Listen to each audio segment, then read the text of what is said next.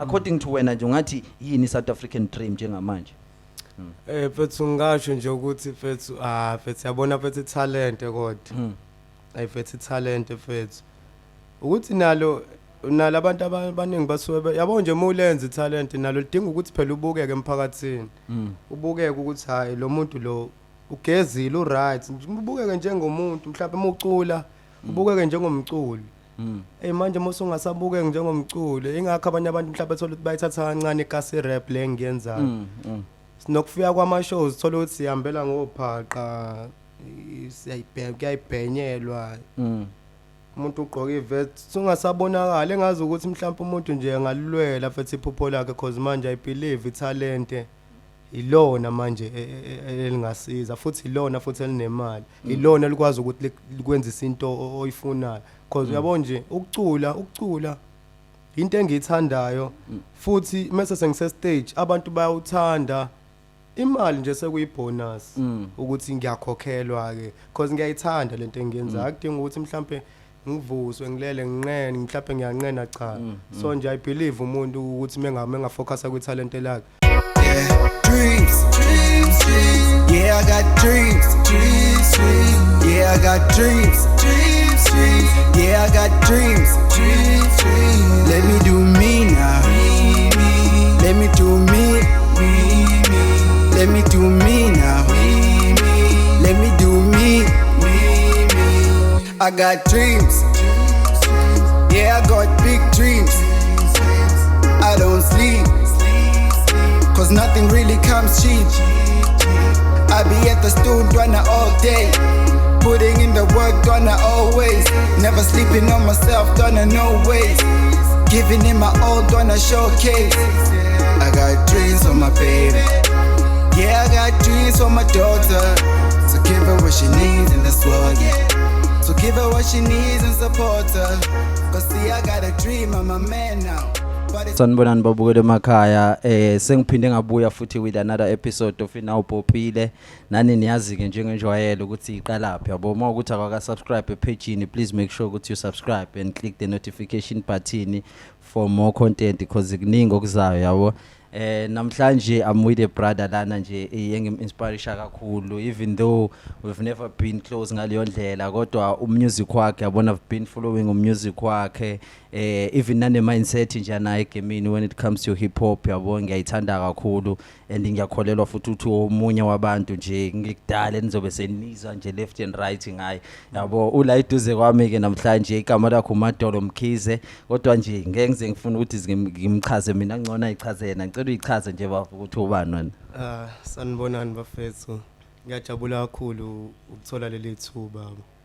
ngiyangigqugquzela kakhulu nami ukuthi ngibe khona la ekhaya. Umadolo Mkhize unjabulo mfethu kahle mina ngunjabulo so ngathi ngingena ke kwi-industry ke ngaqala ngayibiza kahle bengibukela ku Drake yabo uDrake so ngayibiza ngo Young Trees bengo Young Trees nje ngisafunda isikole ngenza yona hip hop hayi ke kwasho ukuthi ngumuntu mhlambe bengumuntu hayi manje ngisasiyena umuntu wamakhomi bengenza comedian kakhulu thola ukuthi mengikhuluma abantu bavele bahleke kwaba khona ithekene ezongiqamba ke nje ngomadolo yabo manje ngithi ngiyacula ngiyalenga uYoung Trees but hayi asilazi lela silifuni lelo sifunela amadolo hayi ngavele nami ngabona ukuthi cause esikoleni ngangisengibizwa wonke umuntu ngomadolo even uthisha uprincipal yabo hayi ngase ngabona ukuthi hayi uthi ngilithathe nami ngithi ungena kancane ngomadolo ngibona ukuthi bazowenzani ngal accept ke lelo gama so nje ngiyalivuma yize nje ngalaqaleka ngenye indlela kodwa phela li right akusenani umadolo ya laqhamuka kanjalo ngase ngazenzela umusic. Okay no ngoba vele mfethu la kwinopopile kahlahle sike sithanda ukuthi mfethu sibuyele ekuqaleni yabona ijourney nje sihambe nayo umuntu mfethu abone ukuthi yini eyenza ukuthi umuntu azabe lo muntu oyena manje ngifuna sibuyele nje ekulentozaneni ekukhuleni kwakho ukuthi ukhulele kuphi mfethu ukhule nje isimo sikanjani. Hayi mina mfethu ngikhulele endaweni ekuthiwa eseMawudi isenanda leyo ndawo eNanda so ngeke kube kakhulu yabo nje impilo enzima yabo engazi ukuthi ungavuka nje uyophanta usamncane cause even isimo sabazali bayavuka beyophanta emandiyeni uyabona nje ukuthi kahle kahle la ikasi kahle kahle ngiphume ekasi mina yabo so manje inginspireshile kakhulu yanda ukuthi nami ngikwazi ukuthi ngibe ihustle because manje mhlawumbe ngazi kube ngabe ngithola yonke into kubazali mhlawumbe ngabe ngizenzela ngigxilele kakhulu kuyidakamizwa kwezinto ezibhedayo because ngiye ngibone uthola ukuthi abantu abaningi abamaphara manje abebethola yonke into so mina ngiphume endaweni ezikasi la kushizilwa khona ngempela ukuthi nje ungavuka nje usayintwana uhambe uyophanda kodwa wazi ukuthi kunento ethanda egcineni of which is hip hop nayo ke bengibuye ngithi ukugxila kuyona kodwa nje ukuphanda kakhulu liqale nini uthando lwe hip hop ungalibeka nje ubungakanani mhlawumbe la uqale khona ukuthi ke uunderstand ukuthi ayilento ye hip hop ngathi into vele engikwaziyo ukuthi ngiyenze yabo ngasho ukuthi into kahle kahle music not hip hop kuphela because mase ngilitholile ithuba futhi lokuthi ngivezele umhlaba wonke ukuthi umuntu uzobona nawe ukuthi hayi khona olunye uhlobo lwemusic kahle kahle into ekuthiwa music not hip hop kuphela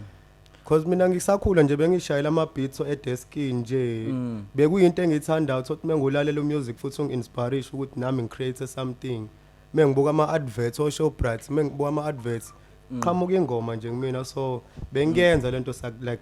sakudlala kodwa ngithe ngene high school I think ngabo 2014 2013 lapho ngase ngabona ukuthi no senginama fans hayibo senginabantu ababukela kumina hayibo ngase ngabuthi hayi ake ngigxile kakhulu ke kulento njengoba namanje ngisathe ukugxila kakhulu kuyona obani mhlambe ke awungathi nje bakinspireshile kakhulu mhlawumbe bebeseduze nawe because uDrake usukwamenshina naye obani nje ungathi nje bakinspireshile mhlawumbe futhi oke wasebenza nabo kuma early project yabo kuyona nje le ndima ye hip hop la kwi hip hop mina ngiinspireshwa into eswe ngibona ukuthi yaphambili ngisangavuka nje omunye manje osayivuka ngithola ukuthi sayivukane la underground ngenxa ukuthi uperforma kahle nenxa ukuthi ngiyabona ukuthi indlela acabanga ngayo right yanginspiration leyo nto nje baningi kakhulu kahle kahle ngeke ngisho ukuthi usibanibani nosibanibani kodwa sukenza kahle ngaleso sikhathi ngiyabelivela kuyona ukuthi ngiyabukela nami yanginika ulwazi leyo nto ukuze ngizokwazi nami ukukhulisa ibrand yami so nje naba bekuthiwa umncane noma bekuthiwa futhi uphezulu kuningi kakhulu nje ngibukela kulo muntu osuke enza kahle ngalowo nyaka okay ngoba phela sikhula mfethu bekuba even nanama crew yabo even nami la eCape Town la ngikhulele khona yabo bekhona ama crew uke waba mhlawumbe part of icrew mhlawumbe nishaw music ndawonye noma uvele nje uyimele nje wedwa ngake ngaba kaningi nje ngizama ukungena kwama crew nakhona icrew engisuke ngene kuyona soke ukuthi uMadolo uyaziwa mengifika endaweni babe khona laba abawuthanda music kwamba gcina sebengena ngisho ukuthi haya sibe nilento esifunayo ke umuntu umnike ithuba egcineni uthola ukuthi ayikho enye into exabanisa icrew ngaphandle ukuthi umona usuku uvuka kwabantu yabo umona ke ngeke uze ubone kalula but uyabona ukuthi ngathi khona ngathi sebehudulwa yimi ngabe sabedonswe yimina ngenxa abantu abasuke bereacta ngayo because kuleyo crew hleli kukhona lo yedwa sukenza kahle angisho ukuthi basuke benza kamphathi igama lami lisuke liliphambili kodwa nabo abantu uthola ukuthi ngiyazama ukuthi ngibafake egiyeni bona ngenxa ukuthi ke umona nesilwane umuntu ezama ukuthi azama ukulingana nawe uthola ukuthi akwenzeki so nje yona into esuke ibisixabanisa ke leyo kwama crew ngibile nje kwama crew ayikho enye into ebisixabanisa ngale abanye baze bavuka umona kwigame kuyadiswana kakhulu so ayitshela ukuthi umuntu uyayenza nje leyo nto for ukudlala kanti sekusenhlizweni yabo akujikela umuntu mase yakudisa uthi uyabona futhi lento ayishoyo sezi personal kakhulu gcina uphumile kwi crew hayi kwi crew ngakwazi ukusebenza nabantu but ukuthi ngibe kwi crew hayi ngeke cha ukuvele phela wonke umuntu mawuzobheka vele iqalwa khona ngasomthetho icrew ila nami ngihlezi ngisho khona to find khona ngasomthetho then you find your sound ingakho nakhona kwi crew uthola ukuthi it's not everyone okwi crew who can be independent yabo abanye abantu they were meant to be crew nomphela yabo uma ingasekho icrew uthola ukuthi umuntu uzofela off yabo and iqhamuka lapho ke vele nalento yetshila so awukusho nje mhlawumbe isimo sasekhaya nje mfethu ukhule kanjani mfethu umndeni wakho ume kanjani istructure sakhona ekhaya mfethu ukuthi ezinye izinto ngahle thola ukuthi manje ngaphakathi ishenye into mina ngumuntu onjalo yabo so ekhaya isimo sibi kakhulu angifunda uqama mina ngikhule nosisi wami zalo mama wethu usisi wami bese kuba umunye ubhuti wami engiphanda naye la eThekwini bese ngikubona mina kumagcino oleda ngilazi ke yabo mhlawumbe la ngishiya nginano 11 months anginawo ngisho unyaka yabo likhona so ngikhule nje bekukhona futhi nogogo ke besigadile bemdala uyazi ke inkinga zasekhaya ngazi kusuke kwenzakala kanjani ukuthola ukuthi umuntu wakini awusamthandi yenzeka ukhulela ikhuma wakho bebengamthandi nawe ugcina ungasa uyibuze yabo nje uthola ukuthi ngisho usukhulile usho ukuthi kodwa hayi mhlawumbe bayazi babe bangani yabo bengikhule kuleyo ncindezi ke mina ekhaya nothi ukuthi mhlawumbe nga-adoptwa kanjani ekhaya nje ekhaya so nje leyo nto futhi ngiye ngisho ngithi ngiyayibonga ngoba ya ingidlile kodwa ingikhulisile ukuthi ngikwazi nami ukuthi ngiyimele ngempela esikhathini samanje uyadinga ukuthi ushizile ukuze uzophumelela sewugrand so wazi ukuthi hayi wrong right hayi ngoba phela vele uma uzobheka thina ngihlezi ngisho nami thina kahlahle thina abantu abamnyama uzobheka vele siphuma ehluphekweni kakhulu even nalabo babone ngazuthi mfethu ba right ngoba khona abantu abasebenzile kade siphuma ungenwa kuyona inkululeko bazama ukuthi babaphakamise nalapha kodwa nje abantu ngempela always get to the top mfethu ayikuba yibo abantu othola ukuthi ngempela uyabona umuntu yonke into uyisebenzele uyabona uyishizilile usakhumbula ukuthi mhlawumbe iperformance yakho yokuqala yayinini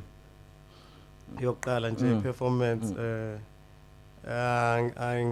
ngiyakhumbula yayisesikoleni sasa school lapha primary ngikudala primary yona yayihlekisa kodwa wabona ukuthi hayi khona la iyakhona lefani yabo manje comedy yini ekwenza ukuthi ngathi awusekho cause uyancikaza ukuthi ngathi la kwi-comedy usakhona noma kanjani because phela as an artist mfethu mina ngiyayibelieve ukuthi njenge artist akumele vele uzube yabo music mfethu sinenhlanhla thina because it's not something music lo ngathi you just do music alone yabo uyakwazi ukuthi music uwenze nanezinye izinto and especially izinto ezikanje vele ziyalinga because zikufaka kubantu yabo most yama artist mfethu baya act yabo most yama artist vele ahleze ezoyenza lento ephambili yini ekwenza ukuthi uthi mhlambe ngoze ngiyakubona ngathi awusayiregard as umuntu osabuya ishaya leyo comedy hayi phela kwe comedy bekuthi qhamuka kubantu bangitshela ukuthi hayi Madolweni uyahlekisa hayi bila kodwa phela ngisho ukuthi kodwa manje umuntu yini ayihleka ngoba phela ngihlekisa mhlawumbe uyangimarket kanti kwe hip hop ngiyazi hayi hip hop ngiyayilalela into engilalela futhi engithi mengibuka ukuthi hayi no baningi abantu abangekho kuleli zinga leli ngikulona ngokubhala so ngiyayazi hip hop ngiphiwe italent lokho kokuhlekisa mhlawumbe umuntu phela usangahleka ngoba encenga ukuthi uhleka nawe mhlawumbe hayi ngoba uhlekisa manje ngeke ube neshow ukuthi hayibo ngiyahlekisa ngempela ngoba ngibizwe endaweni kuthiwa wozohlekisa mase yaqala abantu bangasahleki yayibona so nje lento ecomment ngithatha nje serious angiyazi mina bafethu nawo kodwa phela ngiyayithanda nangendlela mfethu music okhula nangayo because even nane sound yakho yabona isound yakho isayile sound mfethu thina esikhule siyithanda because mina mfethu mawutshela iqiniso mina mfethu I'm one of the people okholelwayo ukuthini Akalicious is the greatest rapper mfethu South Africa sake saba nayo mfethu full time regardless of ukuthi imali mfethu nani because music phela iculture mfethu it's more than just money mfethu yabo iculture nje on its own even nangendlela beyiphusha ngayo mfethu amajito music wawo yabo abengadlalwa kuma radio engadlalwa kuma mainstream lentozana kodwa ama numbers even namanje they are still pulling them online yabo bayakwazi ukuthi bawafake so ukuthi kube khona abantu vele wana continue kuleyo culture mfethu yabona nje into enhle kakhulu leyo yabo because ngiyafuna sikhulume even nale ngoma le ngoma iDie Akalicious yabona because kwiDie Akalicious yabo abantu abaningi uyabazi ukuthi abantu banakho vele ba hate kuthiwe sekunje kodwa mina ngathi uma ngilalela iDie Akalicious ngathi izinto awuzisho Akalicious ezinye uthola ukuthi izinto ngempela bangathiwa lonke artist egamini liya understand ukuthi kumele kwenzeke kanjani uthola ukuthi izinto ingahlangana yini ya inspiration le ngoma indaba Akalicious ngizoqala nje eqaleni nami ngibukele kakhulu nje ngisakhula namanje futhi ngisabukela kuyena Akalicious yabo because yonke into ayikhiphayo ngenza sure ukuthi ngiyayithola la yakhona ngiyafuna ukuyombuka athola ukuthi ngibuye ngishaya amasent so lo amjida bengibukela kuyona till ngize ngithola number yakhe ngisho ukuthi ebrayazi ngicela ukwenza phela ispan nawe umuntu wemohlangana naye uqala umteste ngale noma uthola ukuthi awufuni ngisho ukwenza ingoma naye but ufuna ukubona ukuthi umuntu onjani ngimtshela ukuthi ngicela ukwenza itrack nawe hayi nangempela kanti vele khona ingoma zamasezazi mesifika ke sihlala naye Mgababa ngiyakhumbula sayimgababa masihlala phansi naye washo wathi hayi ngala studio kwamele so recorda kusona kwaba khona neyinkinga because khona umuntu wayeya kuyishow ngalezo sikhathi swasikwazanga ukurecord wase wathi singabuyele lokushini kodwa mezo producer lo muntu lo khona ingoma ekuthiwa isando engangikhiphile isando sa MPZ wathi ngiyayibona uyena kumuntu afuna ukuthi aproduce lo noma bekuthuba ayikho inkinga because uyayizi quality grand futhi nice so nje sagcina sivimbeke kanjalo ke nathi endaba sekuyishow sabuya ngakusasa sathi sobuye siqhubeke namanje leyo ngoma esahleli angayikhipha hayi asikakayikhiphi wanyamalala ke njobe lokho enyamalala uyanyamalala iBuddha hey akuphela abantu bethu azuthi abantu mina one thing bethu abantu engihlezi ngisho I feel like mina abantu bethu they are too harsh mfethu kubantu othola ukuthi ba ku spotlight because sonke ispotlight yazi ukuthi lezi zinto esizenzayo it's like mfethu we are testing in nature ngasomthetho because every time mfethu uyenza uzotestwa mfethu uyabona uzo challenge yabo impilo mfethu impilo for abantu abama creative the more you are creative the more mfethu ngisho ekhanda lakho you face a lot of things mfethu yabo lezo thola ukuthi thina abanye abantu nje umuntu onormal ngeke aza i-understand lo muntu yini kanje because phela abantu banama expectations nabo yabo mase beqala abantu sebekulalela kanje ba expect ukuthi phela babone nezinye izinto kanti empilweni phela thina we know ukuthi akuhambi kanjalo mfethu empilweni ezinye izinto zithatha isikhathi yabo which is something okhuluma nangayo kuyona leya ngoma ukuthi izinto ezinye kumele uunderstand mfethu ukuthi ukuphi nendawo usebenzisa izinto mfethu at your advantage yabo because I feel like ubona mfethu Akalicious no Sean G they did their part mfethu ukuthi ibe khona iindustry ekhonyana la eThekwini industry because phela kumele siyakhe industry yabo la ngifuna ukuya khona ukuthi uma ubheka wena singayakha kanjani industry yaseThekwini kube lula nala ukuthi wonke umuntu aphumelele nje mfethu la eThekwini ukuthi into enkinga yasintswembu kakhulu but umona mningi iyona into enkinga leyo umuntu ucabangela iphakethe lakhe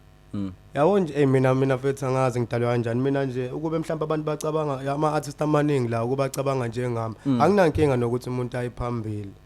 yabo as long mhlawumbe ezazi ukuthi yena uyapi noma mhlawumbe engasabuyanga ukuthi ezongibhekelela mina but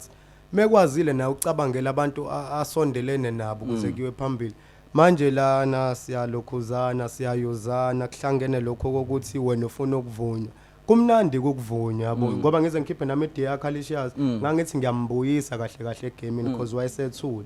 ngibone ngazi ukuthi la eKZN sebelalela mina isikhathi esiningi so mengikhiphile ngibuka nama downloads nangendlela abantu aba reacta ngayo cause ngiyabelievela futhi kaKalicious uthi ngimvuse futhi ngetrack nazo wazi ukuthi abuye so hayi wabuya futhi ngoba futhi ebuyile futhi kwenzekile lokho yabo kwenzekile so nje ngiyafisa ukuthi engazi ukuthi la eKZN singabamsana nje la eThekwini sibamsane siplan into eyodwa investwe nje umuntu ayiphambili hayi ukuthi umuntu enza ishow ebusuku sayithatha imali uyivalele ephaketheni kwathina lama local artists athola ukuthi asukela kude akwazi yona nokuthi asuke kanjani imali bayithathephi but umuntu uyicabangela yena ukuthi nje akwazi ukuthi enze ngoba nayo yona kwayona le mali mesithatha ukubheka abantu abaningi abakwazi ukuyisebenzisa ama artists awakwazi ukusebenzisa imali ayithola igcine nawa ayidla namantombazana ayiphuzela utshwala adlela ama drugs zonke lezo zinto kanti mongayithatha leyo mali ufund nje ama local artist nawe ngayithola sekude kakhulu even nama platforms mfethu because I feel like ama platforms enye yento engadlala indima ekuthini ndiyabona because yabo nje usithathu zakwe nje uzakwe ihood versus hood irap effect yabo irap effect uma uzoyibheka into eyenzile for iculture inkulu noma abanye abantu bengakaboni ukuthi lento inkulu kangakanani yabo kodwa that's something ekwazi ukuthi ngisho umuntu obengenayo enye platform akwazi ukuyishowcase so ukwanda kwalokho walawo ama platform because nase goal yazi uma uzobheka eGoli ngesomthetho lento zani fame yase South Africa iphethwe la eNatal abantu abalapha bayakwazi ukucollaborate same people abasebabukelana phansi la eNatal uma befika kodwa eGoli sebe nendlela ukusebenzisana manje because by industry behamba bona yabo ukuhlangana nomunye isiyakhekile industry thina eThekwini sibroad sinabantu abaningi kodwa wonke umuntu ufuna ukuzenzela into yakhe yabo wonke umuntu ufuna ukubheka le ufuna ukubheka le usakhuluma le yazakwe angifuni qama ngama-artist amaningi iwasizile futhi sazowasiza ukuthi abanye bahleli-ke balokho bethi hayi lokudlalwa ngathi ngeke phela uhlale phansi-ke no wangithi uyacula hamba phela nawe uyoyiveza ufike early wenze into yakho I guess izowasiza ama-artist amaningi le yanto uqhubeka kwa ngoba uyayibothi iyakhula bakhulise nama-brand nami nje ngisizwe yona kakhulu and futhi ngeke thola ukuthi ngiyayibona ukuthi sengingcono sengithi hayi no cha ngizohamba nje ngizolokho nginabo lapha ngifuna qama ngibawasiza ama-artist kakhulu kuphela abantu bayitshela ukuthi the only way to help i-artist ukuthi ulinike imali kanti phela as an artist uma kukhula i-following yakho yabo uma kune platform ekwaziyo ukuthi ikhulise i-following yakho sunawo late ama numbers ke manje we know ukuthi you don't even need i-TV ngesom TV nje kuzobonus uma ukuthi i-connection yakho with ama-fan base yakho i-tight you're gonna be making money mfethu ama streams are online you're gonna be making money music ma owner you're gonna be making money yama abantu bafuna ke ukufidwa ngemali ke bona kanti lapho basuke belenyaza ke futhi musumnika imali ingakho ngisho ukuthi engathi ungayishizilela nje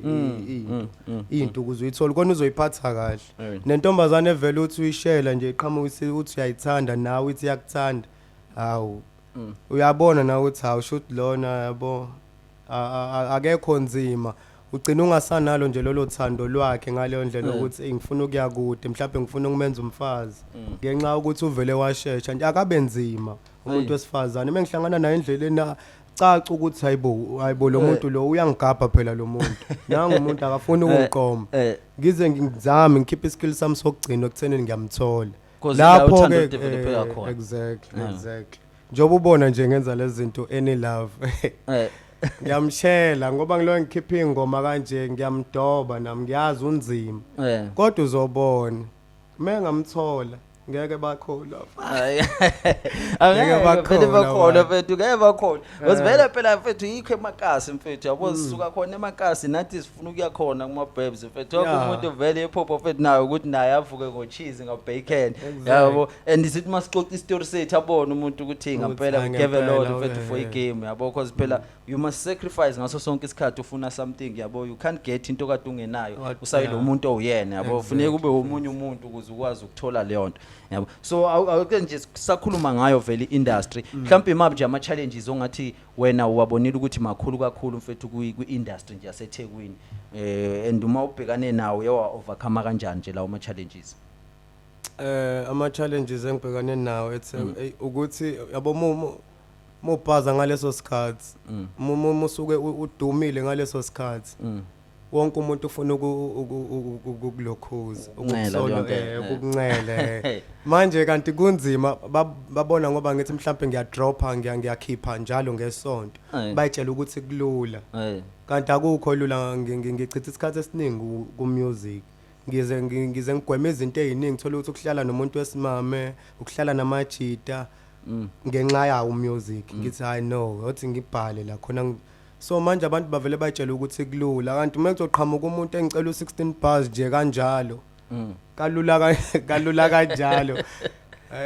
I feel like usuke angazi usuke efuna like ukungicela okay it's fine kodwa manje bavele yabona bavele babe baningi thola ukuthi akasakwazi ukunderstand mengimtshela ukuthi akalinde isikhathi because uyazi ukuthi energetic uyazi ukuthi mengibhala futhi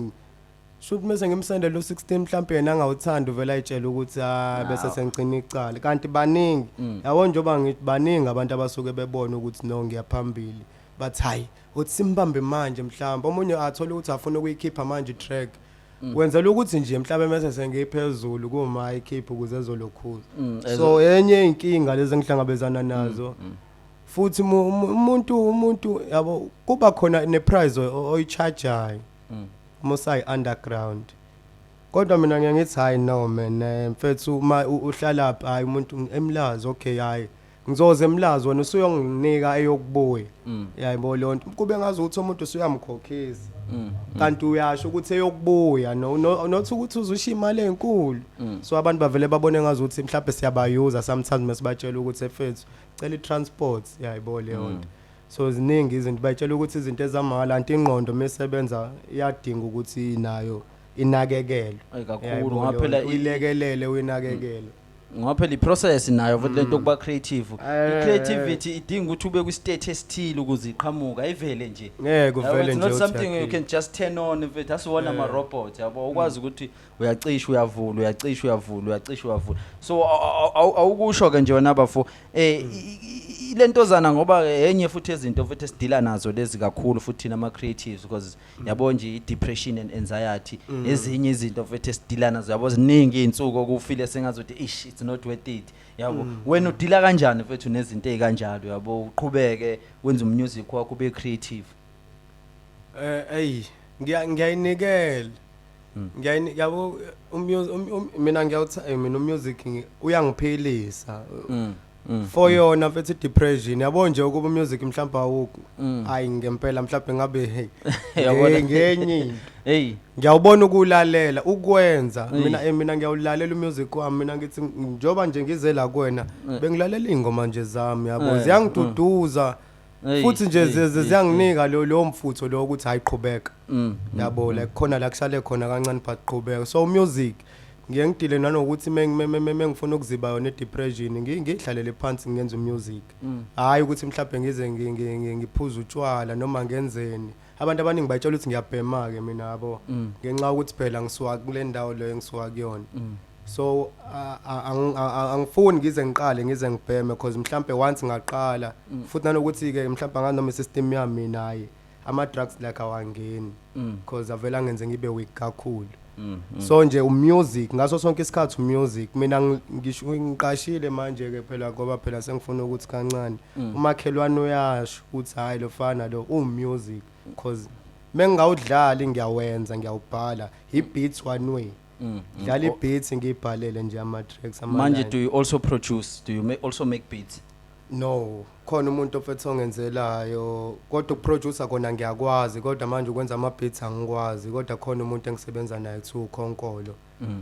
uyena umuntu engithi mengifikile la because uyazi vele ungazi ngisayintwana ngisa-recorda kuyena ngemali naye waze wabona ukuthi hayi lofana lo uyimisele so noma nini noma angafika nini mase ufuna ukukhipha uyakhipha ngoba uyabona ukuthi hayi i-direction ekhona hayi ngeke futhi uyabona nje even nale party yabona le party yokuthi you listen to what you write nami yazi ukuthi enye into mhlawumbe ngathi ngihile kakhulu yabo because I mean I also do ama public speaking when it comes to hip hop angaze ngirelease nje an official track yabo hayi umuntu uke wama kakhulu yabo kodwa ezinye izinto yabona since umuntu enzana ne podcast izinto ezikanje uthothi ezinye izinto iyakubamba futhi into awuyishile and ihlala kakhulu kuwena into oyizwe ishiwo wena then into oyizwe ishiwo womunye umuntu yabo ikunika kakhulu ithemba so nje mfethu kuwena mfethu ungathini mfethu iSouth African dream manje because I feel like iSouth African dream isilahleke kakhulu yabona ke kwakhona idream yokuthi ayimele sikhululeke kwavotwa yakhona yonke lento kwathiwa abantu abaye ekoleni manje baqeda ikole mabengaqeda ikole ngeke bazi babe right kodwa manje nabantu abayaqedile abasabi right yabo ukusho ukuthi iphupho kumele lishintshe ngesomthetho according to wena nje ungathi yini iSouth African dream njengamanje Fethu ngasho nje ukuthi fethu fethu yabona fethu talent kodwa fethu talent fethu ukuthi nalo abantu abaningi basuke yabo nje mulenze talent nalo lidinga ukuthi phela ubukeke emphakathini ubukeke ukuthi hayi lo muntu lo ugezile uright ubukeke njengomuntu mhlawumbe umucula ubukeke njengomculi manje musungasabukeke njengomculi ingakho abanye abantu mhlawumbe thola ukuthi bayithatha kancane ikasi rap le ngiyenzayo sinokufika kwama shows thola ukuthi sihambela ngophaqa kuyayibhenyelwa umuntu ugqoka ivest sungasabonakala engazi ukuthi mhlawumbe umuntu nje engalulwela futhi iphupho lakhe because manje I believe italent ilona manje elingasiza futhi ilona futhi elinemali ilona likwazi ukuthi likwenza izinto oyifunayo because uyabona nje ukucula into engiyithandayo futhi mase sengise stage abantu bayawuthanda imali nje sekuyibonus ukuthi ngiyakhokhelwa ke because ngiyayithanda lento engiyenza akudingi ukuthi mhlambe ngivuswe ngilele nginqene mhlambe ngiyanqena cha so nje I believe umuntu ukuthi menga focusa ku talent lakhe because nesikole ke vele sibalekile ke sengafunda akufundweni umuntu aqede enze sure ukuthi uyaqeda uyayinikela nasesikoleni abantu nje abafundayo bangaphazamiseki because ngiyakhumbula mina ngangiphazamiseke esikoleni ngangijaha ukuqeda iexam ngakhoze ngangifuna ukupheqa ngale ngibhala amabhazi so yangiphazamisa le nto umem nje bengihlele ngitshela yabo zonke kodwa agcine ngifocusile ngakwazi ukubalansisa khona abantu abawiki ke yayibona leyo nto uthola ukuthi ngempela uzovela abona umadolo naye message ukuthi engayibamba leyo nto balekile isikole netalent futhi libalekile asithembeleni kakhulu kodwa bafethu kwitalent nanoma yini noma ibhola noma yini nje okuyitalent ungabona omunye umuntu mesuyenza ukuthi uyabona ukuthi uyahluleka because khona bayitshela ukuthi bayakwazi ukucula kanti cha namanje labantu esethi thina baweka yabona kanti kuyadingakala ukuthi umtshele umuntu uthi I know awubalansise lapha la ukuthi uyahluleka zama okunye because maningi ama-talent lokhu ucinga nje italent lakho ukuthi likephi hambisana nesikole ke once walahla isikole hayi ngoba ikasi rap mfethu angimele ife mfethu yona into ke nami ngihlezi ngisho hayi mina ngiyayibona mainstream hip hop yabo ngiyayibona mainstream hip hop mainstream hip hop mfethu nayo na speak nayo imnandi because phela we love the culture kodwa mfethu ikasi rap mfethu hayi ngeke yabo waqala mina wathi ikasi wathi underground hayi ngeke yabona usukuthi into emina because ngiyazi lapho ukuthi that's why ngaphela uthola ukuthi umuntu they are having fun mfethu with the beat yabo you are having fun with the words awu control ukuthi manje umunye umuntu yabo ngimele ife mfethu yabona ngimele ife mfethu ngingathanda nje sikhulume mfethu nane brand loyiqokile because you are always wearing it ngathanda nje sikhulume ngayo mfethu uyichaze kabanzi mhlawumbe umuntu ofuna ukuthenga mfethu ukuthi angenze njani because phela siya promote kakhulu into nebusiness mfethu la kwena Upopile yabo nje mina I believe mina ukuthi wonke umuntu kahlahle ngimela abe nebusiness yabo that's my belief mfethu hayi ngiyakholelwa ngisho ngathiwa akusilo mhlawumbe into oyifocus ekulona kakhulu kodwa kumele ibe khona into ekwenza imali yakho nje yabo imali yakho nje mfethu straight awuke nje uchaze nje mfethu le brand engiqokile LRS firm so iqhamuka khona kulaba khona abafana babe u3 ngiyakhumbula ngenza ugrade 10 emandlethe emawodi kwafika ufana lapha athi Madolo ngishanga ukuthi ngifake wayekwazi ukucula kodwa ama like wayefuna ukuthi abe nomfutho like beseduze kwa mhlambe noma nje soba imovement babe u3 omunye wakuthiwa uSmall omunye uMr Rich omunye wakuthiwa LMC namanje basakhona so base bayibiza ke ngeLRS firm uL bumela uLMC uS umelo Small uR umelo Mr Rich base baqhubeka ke bacula kwahamba kwathi seqediwe ikole omunye ke wathola uSpan le omunye wahlala le kwabe base sebayahlukana lo munye ke waqhubeka wathi yena usecabanga ukuthi ayithathe wona lo LRS firm awenze ibrand yabo njoba mfethu ke wahlala phansi futhi nami Madolo kuzoba basifuna ukushintsha ke manje ke yabo kanje ukhulumile bakhuluma namajida abase bayiphusha basho ukuthi long respected style manje because sekuyibrand yabo njoba ke abantu bayithandile ke nje from there mfethu nakhona wayiqokisa mina cause uyazi ukuthi nginabantu kwayakhula nje kakhulu wathola ama-actor ayigqoka athola nabantu ke mesihamba ama-shows abacela ukuthi cela bayiqoke njengoba isikhulile manje and uyafisa naye lo mjida wami na one day ukuthi ayibone iphezulu ngalendlela edlula yona manje usebenzile kakhulu lapha so nje ngiambassador yakhe lo afethu ngiyamphushela nje isipani yatholakala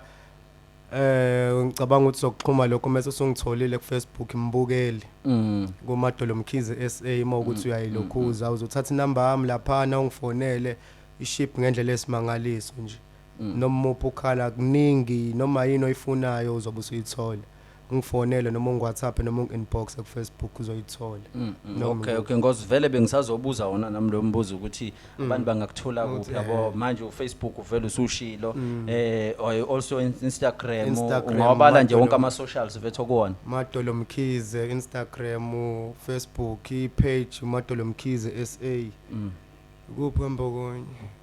email Madolo Mkhize TikTok TikTok angababoni kahle TikTok badinga amafoni agrand yabo mhlawumbe ngoba bengibiza ngecomedian mhlawumbe engathola ifoni egrand bazobona ukuthi hayi comedian ngempela uyibuyisa ku TikTok ku YouTube khona ku YouTube mfethu Ikhono Lakho production okay muthe nje Ikhono Lakho production uzothola wonke umsebenzi mina ngine cast ngiya-actisa okay yabo so nje uzowabona nalapha ungadidwa ukuthi hayi ngeke kuba lo actor ofana nami kusuke kusayimina nami ngiya-actisa kahle kahle inhloso yami ukuba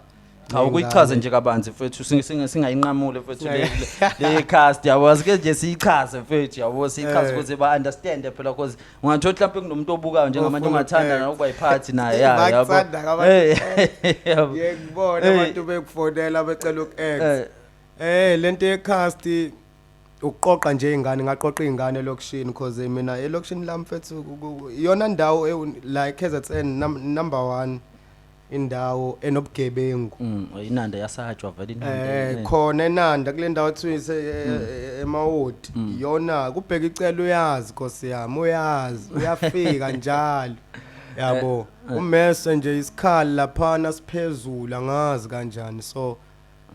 nami ngarealize ukuthi ake ngiqoqa abantu ngenza into mhlawumbe nami engayenzi acting angiyifundanga ngenye into engayiphiwa njengomusic yabo ngiyakwazi uku-acta futhi ngiyakwazi ukupheka umuntu akwazi uku-act so ngabaqoqa abazali nabo end up sebephakathi baningi nje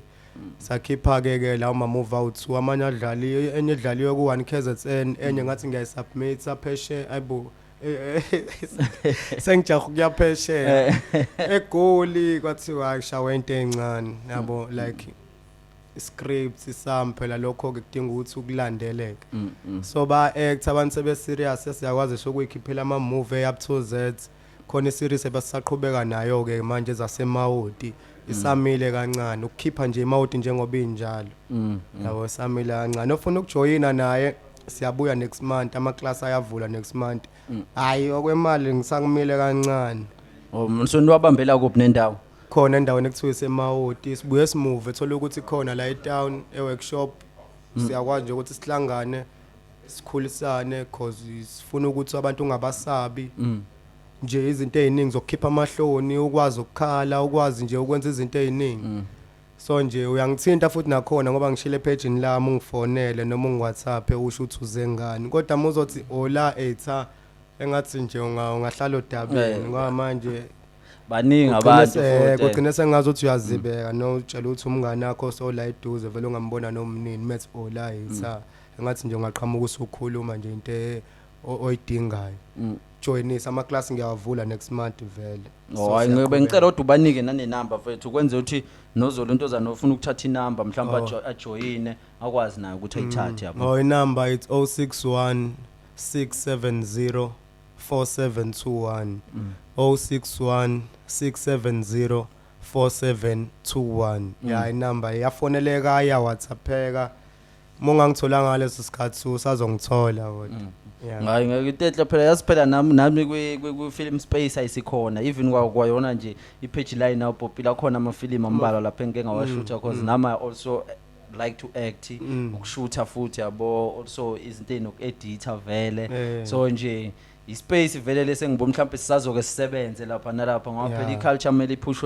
ipushwe ngandlela zonke verticulture kumele ibe khona indlela yokuthi ingaphusheki yabo ngiyathemba ukuthi nabo ababukele emakhaya uma ukuthi interested nje into kanjena ungaseduze nanasenanda noma useduze la eThekwini yabo mthinta uMadolo yabo mthinta uMadolo nikhulumeni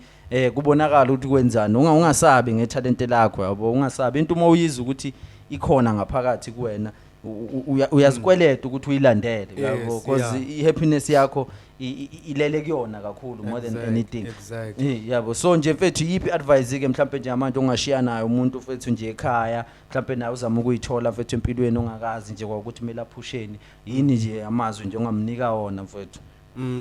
Umuntu obukayo njengamanje bengifisa ukuthi ayicinge ukuthi yini mhlambe into ayenza kahle empilweni then mase ya focus akuyona leyo nto enze sure futhi ukuthi uya focus more than izinto eziningi zasemhlabeni yabo. So uma ukuthi umzali unengane mhlambe yenza idlala ibhola noma iyacula uzame nje ukuyinika nje leyo support. I-support ikakuwona uShelen noma uthi uBobo i-support amazwi uyaqhamuka like kumzali qhubeka kodwa nje focus nasesikoleni asisho ukuthi angafocus kwi-talent but make sure ukuthi esikoleni uyafocus na kwi-talent lakhe futhi uyazama ukubalansisa cause ubala lento le idinga nje umuntu nje oyinikele. I-support bafethe balekile uma ukuthi ukhona lapho ukhona into ofisa ukuyenza yenzisisa make sure ukuthi uyayenzisisa. Yeah. Hayi athina ama plans akho ke nje manje ke nje for Madolo fethu going forward nje mhlawumbe nje manje any performances ozoba nayo soon athi ama performance ngikwenza njalo namanje nje ngiyoperform emkaMashu late god khona event ekhona kaMashu mengisuka la eMphantweni ngiyoperforma Fridays ne camp futhi i-camp yetsobe cause siriyazela i-hood versus hood leya zakho nge-26 hayi ngomhla 26 so nje ukuyiqeqesha umuntu ngeweekend futhi ngomgqibelo kumhla 19 I think emzinyathi khona i-event ekhona nje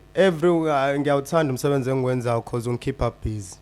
njalo ngeweekend ngihleli ngiyoperform so nje ngomhla 26 ke abantu engathi bengaphumelela bezosupporta cause isadliwa last time besifisa ukuthi this week this year siwinen bafethu eBet Center kwi-hood versus hood kungenwa mahala mhla 26 abantu engathi bengafika bezongibona ngenze ngidume ngakho ukuze noStefe naye ashawa ngoba phela ngizile ukhala ngoStefe ukuthi ayingathi sevele wajoin iSouth Coast. uStefe akubazi ukuthi njalo uStefe usevele wabaleka waya kwiSouth Coast iSouth Coast team esibhekane nawo kanje wawudlalelayo kodwa ke phela akuhluphi ngoba umuntu uyayithemba sobona khona ukuthi bathina umdlalo omuhle mfethu awuqhubeka igame of hip hop mfethu it's all about fun ngakho mina ngeke ngithuka umuntu mayesefuna ukuthatha personal into eyenzeke stage mfethu you can't kodwa phela noma isuke mfethu izothi kodwa kumele uunderstand ukuthi ekugcineni iculture mfethu yabo we pushing iculture khulisa ibrand futhi engazi ukuthi singachukuluzana because ubone mengipost izinto serious bona yabayithanda kodwa nje balokhu kodwa mengapost into enokuchukuluza ubude cha phela ngisho uMaskandi mawuzobheka nawo balansiswe yiyo lento umntalapha uma ngathi wakhisha umntalapha nokuMaskandi abantu bazohamba bayiluze nabe interest yabo abantu bayithanda ngisho ibeef vele yabakhonela lokho kwi hip hop ukuthi yabo it's something healthy nje akumele kube into esekumele ukukhulunywa ukuthi sesijahana ngebhamu manje asisakwashi ukukhulumisana ngoba manje wasuka ngidisa kabuhlungu estage hayi ngeke abantu nje aba understand futhi ukuthi kuphushwa iculture ngoba nozakwe naye ngamntalapha kakhulu uzakwe kodwa nje ungiphi 1000 certificate last day yabona akayithathanga personal yonke into uyazi ukuthi igame ithini and uyapusha kakhulu mfethu ibhudu zakwe uyapusha kakhulu ibhuda yabo phela ibhuda ngisho sase high school nathi mfethu bes inspiration yilona beshaya uClef unga give up yabo nje akazi abe umuntu ngampela mfethu iculture othi ubheke ukuthi akuphumelele yena kuphela yabo umuntu ohlezi vele efuna ukuthi yaphakamisa abantu abaningi yabo which we need a lot of that ke mfethu nje njengamanje yabo we need a lot of that hayi siyabonga kakhulu kuzakwe mfethu uzakwe nje I deserve respect. I know. Thank you so much, my brother, for being part of the show. Ngikufisela nje mfethu inhlanhla nje mfethu uqhubeka phambili. Nanokuthi music wakho nawo ukhule mfethu reach broader audience because abantu bayidinga vele lento. Even ngisho umuntu ongazi ukuthi uyayidinga ngesomthetho yabo uyayidinga kakhulu mfethu. Ngiyabonga nje nanokuthi nawe ube part of the show. Yabo sikwazi ukuthi engage nje kanje because phela iyona into esizoyenza le ukuthi sikhulise iculture ama platform nathi njengalawo wethu ayafuneka ukuthi ahlale mfethu yabona ahlale nje isikhathi eside ukuze industry yakheka kube nama channel abantu ukuyikhuluma kuona yabo bakwazi yeah. ukuyi-express mfethu bakwazi ukuyiveza because phela we-artist kodwa futhi we are also a human being yabo Exactly, uyabhekana nazo zonke izinto abanye abantu ababhekana nazo and unendlela futhi owenza ngayo angathi umuntu uma engabuka yona nayo leyo ndlela yabo ikwazi ukuthi imsebenzele yabo hayi no ngiyabonga kakhulu hayi ngiyabonga kakhulu ngicela ukuthi lapha emakhaya usubscribe yabo make sure ukuthi you subscribe click the notification button ushare umsebenzi ufike nje kubantu abaningi kakhulu and uma ukuthi une event